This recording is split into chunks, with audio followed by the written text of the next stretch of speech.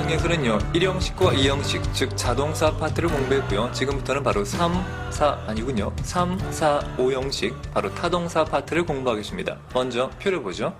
자, 마찬가지로 일단 모든 동사는 두 가지가 필요하다고 했으니까 타동사 역시 마찬가지 주어가 동사를 합니다. 이렇게 말이죠. 그러면 동사 영향을 받는 게 앞서 자동사처럼 주어 자신인 경우가 아니라고 했죠. 그래서 뭐가 필요합니까? 동사의 어떤 동작의 대상, 즉 목적어가 필요하다고 했습니다. 이렇게 말이죠. 이게 옳은 거죠. 됐습니까? 자, 예문을 한번 들어볼까요? She bought a book. 자, 그녀가 구입을 했군요. 샀습니다. 자, 산다는 동작에 의해서 뭘 산 겁니까? 그녀가 그녀를 샀을까요? 말이 안 되겠죠? 그녀가 뭔가 다른 걸 샀습니다. 책을 샀군요. 이래야 문장이 옳게 되겠죠. 됐습니까? 이게 기본적인 바로 3형식입니다. 즉, 타동사가 하나의 목적어만 필요한 게 바로 기본적인 3형식입니다. 이게 무슨 말인가 하면요. 거의 대부분의 타동사는 목적어가 하나만 나오면 충분합니다. 그런데 어떤 타동사는요, 목적어가 하나만 가지고는 부족한 경우가 있습니다. 바로 그게 4형식 수요동사입니다. 바로 지금부터 설명드리겠습니다. 내려오죠. 자, 마찬가지 4형식도 기본적으로 목적어 나온다는 건 똑같은데 일단 목적어가 하나로 안 된다고 했죠. 왜 그런가? 잘 보세요. 먼저 주어가 동사를 합니다. 마찬가지겠죠? 동사 영향을 받는 건 바로 목적어라고 했습니다. 근데 문제는 목적어 하나만 가지고는 말이 잘 완성이 안 됩니다. 그래서 이 목적어 하나만 가지고는 모르겠는데 목적어 하나가 더 필요할 것 같아. 따라서 목적어가 하나 더 나와야 이제야 전체적인 문장의 의미가 완성되는 걸 말합니다. 자, 이게 어떤 거냐면 말이죠. 바로 4형식 수요 동사란 말에서 수요, 즉 우리말로 하면 준다라는 뜻이 포함된 동사를 말합니다. 왜 그런가 하면요. 생각해 보십시오. 마찬가지입니다. 암기하는 게 아니라 이해하는 거죠. 우리말로 준다라고 하는 건 당연히 두 가지 대상이 필요합니다. 생각해 봐요. 내가 줍니다. 첫 번째, 누구에게 줄까요? 즉, 그 주는 물건을 받을 사람이 있겠죠. 누구에게? 두 번째, 그 누구에게 무엇을 주는 걸까요? 당연한 거 아닙니까? 준다라고 하는 건 이렇게 두 가지. 첫 번째 누구누구에게, 두 번째 무엇을 이렇게 두 가지 대상이 필요합니다. 자, 예문을 보면서 설명을 드리겠습니다. 가장 기본적인 수요동사 준다라고 하는 give 동사를 가지고 설명드리겠습니다. 아래쪽 봐주세요. She gave me. 자, 그녀가 주었습니다. 뭘 주었습니까? 만약에 이거를요, 기존의 3형식으로 보면은요, 문장 굉장히 골 때려집니다. 그녀가 주었습니다. 나를요. 내가 뭐 노예입니까? 내가 물건인가요? 주게? 자, 어색하겠죠? 따라서 이때는 me라고 하는 게 나를 이란 의미가 아닙니다. 중요합니다. 목적어라고 하는 건요, 보통 우리말로 을이 붙는 게 목적어입니다만 그건 말고 누구누구에게 라는 말이 붙는 것도 목적어입니다. 따라서 이때 me는 나를 이란 의미가 아니라 나에게 라는 뜻입니다. 중요하죠? 자, 그녀는 나에게 주었습니다. 자, 그러면 여기서 당연히 궁금하겠죠? 나한테 뭘 준 거지? 이것만 가지고는 문장이 완벽해지지 않잖아요. 그러니까 뭐가 필요한 겁니까? 정말로 준 물건이 필요하겠죠. 바로 이겁니다. A book. 바로 책을 주었군요.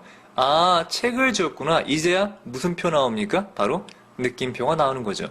자, 그녀는 나에게 책을 주었다. 됐습니까? 지금처럼 기본적으로 목적어 두 개 필요한 게 있습니다. 영어엔 그런 게 바로 4형식 수요 동사라고 하는 거죠. 정리할까요? 자, 앞서 공부한 3형식에서는요. 타동사가 하나의 목적어만 필요로 했지만 4형식 수요 동사는요. 두 개의 목적어를 필요로 합니다. 무엇입니까? 바로 누구누구에게 뭐뭐를 이란 뜻이겠죠. 왜냐하면 수요란 말이 준다는 뜻이기 때문에 기본적으로 두 가지 대상이 필요하다는 얘기입니다. 됐습니까? 자, 여기서 조금 더 설명드릴 게 있는데요. 자, 봐요. 기본적으로 목적어가 두 개 나왔는데 그렇다고 그냥 오 쓰면 구분이 안 가지 않습니까? 그래서 어떻게 구분하는가 하면요. 지금 요 나와 있는 두 개의 목적어 중에 사실 더 진짜 목적어는 어떤 것일까요? 일반적으로 3형식 문장의 목적어는요. 바로 우리말에 을이 붙죠. 따라서 여기서도 을을이 붙는 어북, 요걸 진짜 목적어, 즉 직접 목적어라고 합니다. 왜냐하면 직접적으로 주는 대상이니까요. 또 한 가지 이 문장에서 말입니다. 목적어 두 개 중에 하나를 생략할 때 말이 안 되는 게 있습니다. 먼저 미를 생략해 볼까요? 말은 되겠죠. 왜요? 그녀는 책을 주었다니까 삼형식 문장이 가능합니다. 하지만 어북을 지워봐요. 그럼 어떻습니까? 아까 처음 봤던 것처럼 그녀는 나를 주었다 라고 해서 말이 안 되지 않습니까? 이해되십니까? 따라서 바로 여기 뒤에 있는 어북, 우리말로 을을이 붙는 걸 직접 전해주는 목적어라고 해서 바로 직목이라고 합니다. 영어로 직접이라고 하는 걸 바로 direct라고 씁니다. 많이 들어보셨죠? 광고에도 나오는데 다이렉트 또는 뭐 디렉트라고도 발음하는데요. 중요한 건 여기에 있는 D와 목적어의 O를 합쳐서 직접 목적어를 DO라고 표현하죠. 이렇게 말입니다. 그리고 여기 나와 있는 미 있지 않습니까? 이거는 이제 간접적으로 물건을 받는 대상이기 때문에 바로 간접 목적어, 간목이라고 하죠. 앞서 자동사, 타동사 할 때 배웠었죠. 트랜스티브 앞에 IN 붙이면 부정어 되는 것처럼 다이렉트 앞에도 마찬가지 IN을 붙이면 부정어가 됩니다. 즉 간접적인 이란 뜻이 되겠죠. 그래서 여기에 있는 I와 여기 있는 O를 합쳐서 바로 간접 목적어를 IO라고 부릅니다. 됐습니까? 기본적인 이런 약어는 알아두는 게 좋다고 했죠. 됐습니까? 자, 그럼 여기서 한 가지만 더 보고 넘어가도록 하죠. 자, 한국 영어에서 말입니다. 사형식 수요동사를 삼형식 문장으로 바꿔라는 문장 전환 문제가 참 많습니다. 제 개인적인 견해로는요, 문장 전환이라고 하는 게 참 별로 무의미한 짓 같은데, 이 시험이라는 것 때문에 그런 걸 자주 보게 됩니다. 이런 경우죠. 여기서 말입니다. 미라는 걸 빼버리고요. 그녀가 주었다, 책을. 그 다음에 누구누구에게라는 말을 마치 부사구 형태로 붙이는 거죠. 그러면 삼형식이 끝났기 때문에 또 하나의 목적어가 필요하면 바로 전치사가 필요하다고 했죠. 따라서 미가 뒤로 빠지게 되면 미 앞에 전치사가 오게 됩니다. 이때 to가 오는 경우도 있고요. for가 오는 경우도 있고요. of가 오는 경우도 있는데요. 이거를 이제 외워서 시험을 내는 경우가 많이 있습니다. 엄밀히 말하면 간단합니다. to라고 하는 건 누구누구에게라는 기본적인 뜻이 있고요. for라고 하는 건 누구누구를 위해라는 뜻이 있습니다. of는 뭐 몇 개 안 되기 때문에 어렵지 않게 외우는데요. 대다수는 to입니다.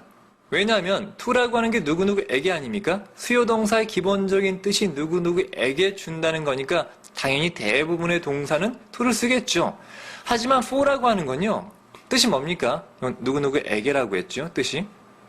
for라고 하는 건 누구누구를 위해입니다. 따라서 to를 쓰는 동사보다 조금 더 정성이 담긴 동사라는 걸 먼저 알아두시면 됩니다. 따라서 기본적으로 나한테 이미 있는 물건을 전해줄 때는 보통 to를 쓰고요. 나한테 없는 물건을 어서 뭐 구해준다든가 사준다든가 찾아주는 건 다 for를 씁니다. 기본적인 개념 아시면 더 암기도 쉽겠죠. 이에 대한 자세한 건 나중에 뒤에 사형식 수요동사만 따로 한번 설명드릴 테니까 그때 집중해 보시면 되겠습니다. 됐습니까? 자, 그러면 다음으로 넘어가서 바로 지금 공부하고 있는 게 바로 타동사 파트 아닙니까? 타동사에는 반드시 목적어라는 게 필요한데 말이죠. 이 목적어의 상태를 또 볼 필요가 있습니다. 앞서 공부한 자동사에서 주어의 상태가 어떤지 모를 때 알기 위해서 필요한 게 주격 보호였던 것처럼 타동사에서도요, 목적어의 상태가 어떤지 몰라서 필요한 게 바로 목적격 보호랬죠. 자, 이것에 관한 자세한 것과 전반적인 문장의 구조에 대해서 다음 강의에서 자세히 설명드리겠습니다. 자, 그럼 넘어가도록 하죠.